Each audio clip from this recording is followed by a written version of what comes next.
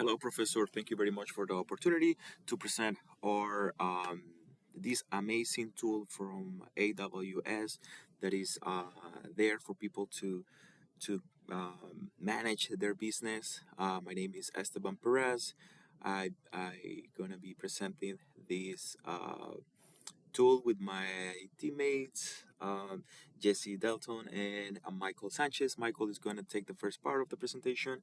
Then Jesse is going to tell us more about the technical part, the architecture of how this works, and then I'm going to give a live demo. I hope everybody who is seeing this video enjoy this as much as we did enjoy doing this.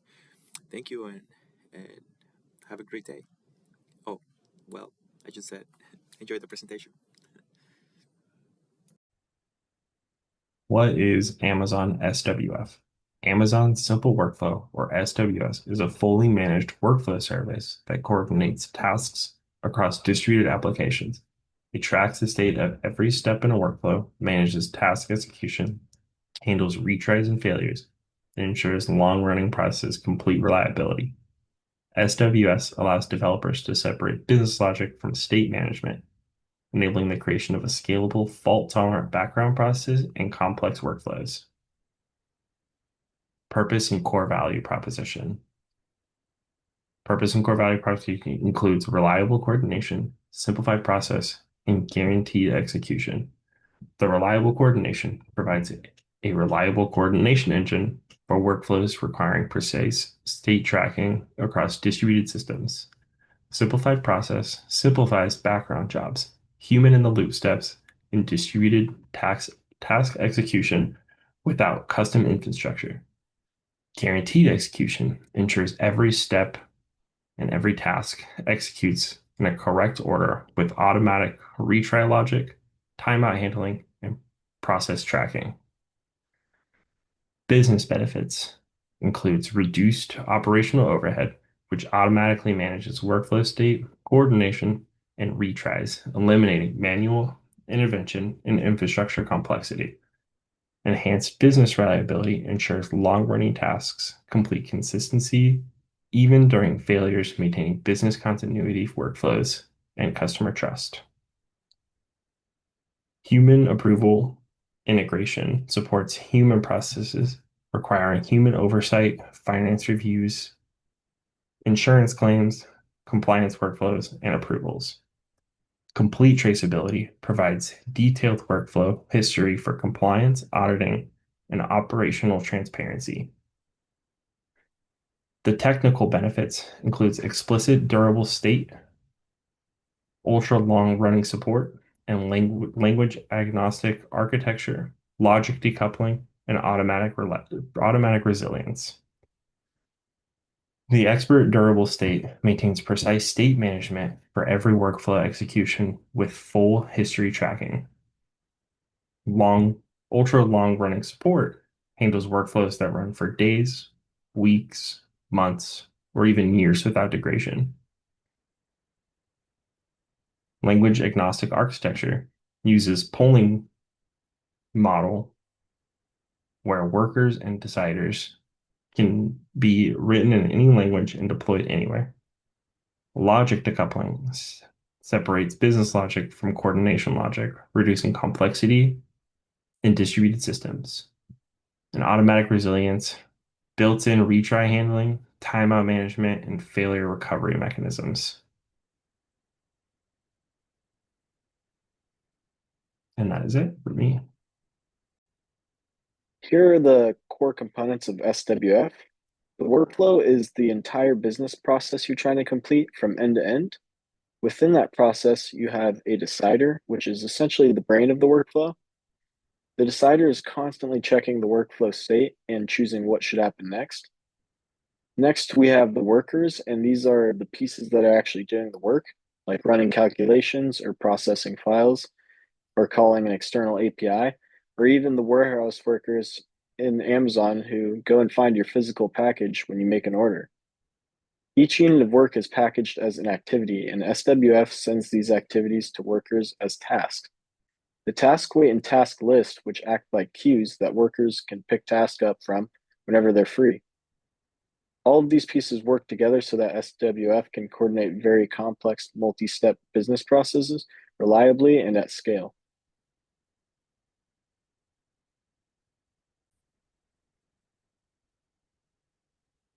Taking a look at the architecture of SWF, what stands out is that SWF uses a polling model, and the SWF service itself acts as the central coordinator.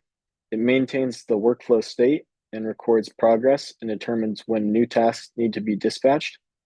Workers are actively polling SWF asking, do you have something for me to do? And when they receive a task, they run the activity and send the result back.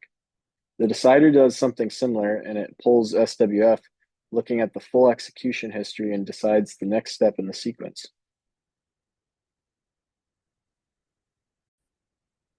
A common question that people ask today is, why would you use SWF when AWS has a more modern program called step functions? And the answer comes down to what you need the task for. SWF can be more helpful if you need better control, a longer process, or even human involvement in it. It gives you explicit control over the workflow state so you can see and manage every detail in the execution history. And it also supports workflows that can run for months or even years, which step functions is not optimized to do. SWF is also built to incorporate, like I said, the human approval steps, which step functions does not. On the other hand, step functions is the more modern and serverless option with a visual builder. And for most new cloud native architectures, AWS recommends step functions. So the decision really comes down to how long your process needs to go and if it will require human interaction or not. Here are some common real-world use cases for SWF, including media process pipelines, which include multi-stage video encoding, watermarking, transcoding, and file transformation workflows. Another one is order processing systems, like we had talked about with Amazon. This is an example of that. Complex e-commerce and logistic flows with inventory, payment, and shipping coordination. Financial workflows also use it with loan approvals or payment verification, fraud detection, and compliance checks. It is also used by insurance claims processing, human approval loops, and multi-stage data verification for claims adjudication. And it is also used for batch data processing. Distributed ETL activities include strict sequencing and data transformation. Some challenges and considerations that SWF includes are, with the polling model that it uses, it's constantly searching for the state and the instance. And so that can cause latency compared to more modern event-driven services like step functions. It also has limited modern tooling with fewer integrations and developer tools compared to step functions and newer services. It also requires manual configuration, which requires explicit setup and management of workers, deciders, and task routing. It's also a steeper learning curve to learn since it is more complex with explicit state management and workflow definition requirements. And there's also a legacy service status, so AWS considers it an older process that's still supported, but it's not recommended for most things.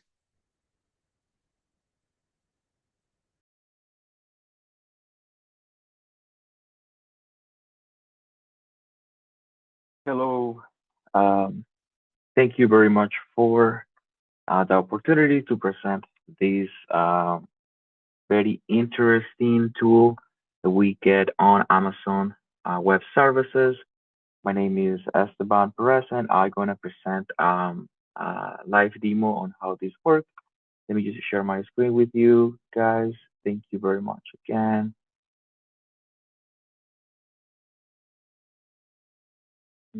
Share this one.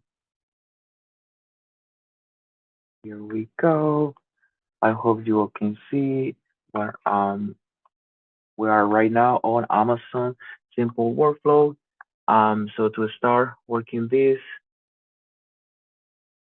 here,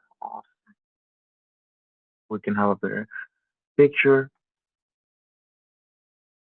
Sorry. All right, so let's start. How we're gonna make this work? I'm gonna just go through the video and let's get started. So register a domain. So when we are registering our domain, we're gonna put the name of our company. Let's say if we are gonna sell retails like shoes or clothes, or if it's a restaurant, what we're running, it's okay. We're gonna do a lemonade business just for presentation purposes. So we're gonna just type lemonade business. Oh, okay, very good. So lemonade demo flow, easy. And for days, well, we have up to 90 days here, but we are gonna just do 30 for these presentation purposes. So when we have these set like this for our business, again, you can choose your brand name over here, and you can usually go up to 1 year over here. But for this presentation purposes, we're just gonna do 30. So when we ready, we can leave everything else as um just optional, like a standard how it comes, and then we register our domain. We click here, and this is gonna take us to this screen over here when we already have our Lemonade demo flow working, and we can just click on it, and then we can see our activity executions. We just have one right now, and this is where the magic starts. We're gonna start by creating activities because we're running our business like every single step. That's the great thing um, about SWF. So we're gonna come here and create our activities. I already have some activities pre-created for you guys so you can see like how your business can work. Remember, we're working with Lemonade here. So our first activity will be probably be buy the lemonade. Our second one probably bottle the lemonade, deliver the lemonade to the warehouse, and then deliver it to the client and send the invoice to our client after a successful process. But I just keep some part of the process here so I can show you. We can just register our activity type. Let's say we have 0 here, like nothing is over here. So if it's nothing over here, we're just gonna come here and click on register our activity type. And our domain, of course, is gonna be Lemonade demo flow, I'm sorry. And then on activity type name, well, we already have those preset. Let's create a new activity type. Let's say check for review. Check for review. Then our activity type version could be 1.0. This is optional, again, optional. And then well, oh, okay. So this could be like a last step, on our activity flows. Check for review or for the client. We create the activity type just like that. Have success. We come here by the lemonade. We can also create an order of the lemonades. Like we can keep going on this list of activities you want to have for your business. Yeah. So another very important part that we need to make sure it's working by doing our workflows. It's make sure you get your lambda codes. So we come here and this one right here. and we already have that here. We're going to create our functions because we got to get our functions ready. And then we're going to go for a standard author from scratch. Our function name, we're going to create by the lemonade, by lemonade. And then for routing type, well, we recommend Python. And then, oh, well, actually, this is up to you. You can pick whatever makes you feel more comfortable, more familiar with the language. I just use Python because I already feel a little bit more familiar with it. So we just create the function. And here's the important part. One of the things that my group have a little bit of challenge, and it's because we don't have permission. But here is supposed to show our code that we're going to connect to our activities over here, right? So we're gonna keep going. Let's imagine we got the code. And the code is yada yada 1, 2, 3, 4, 5, 6, 7, yada yada. So we have our code on Lambda created, our function created. And then so we're just gonna link this with our activities, which is the important part. So I have this imagine over here to help understand a little bit how this works. So basically, what we create in Python, it's gonna connect with, let's say, our work code is gonna be sent to, just to give you an example, Bodo3, and that is gonna connect with our, so we create a work code with, let's say, Python in this case, for just presentation purposes. And then our work code is gonna run on Bodo3. That's gonna connect with our Lambda, the Lambda function that we create here. Basically, that's how it works and connect all our workflow to work together. So let's go to our workflow. We're gonna register a workflow. Imagine this is not here. I already created. So let's say we're gonna create our workflow. We're gonna pick our domain. Our domain is a lemonade demo float, and then for workflow type, well, I already put that let's sell the best lemonade over here, so we can pick that too over here. Let's create let's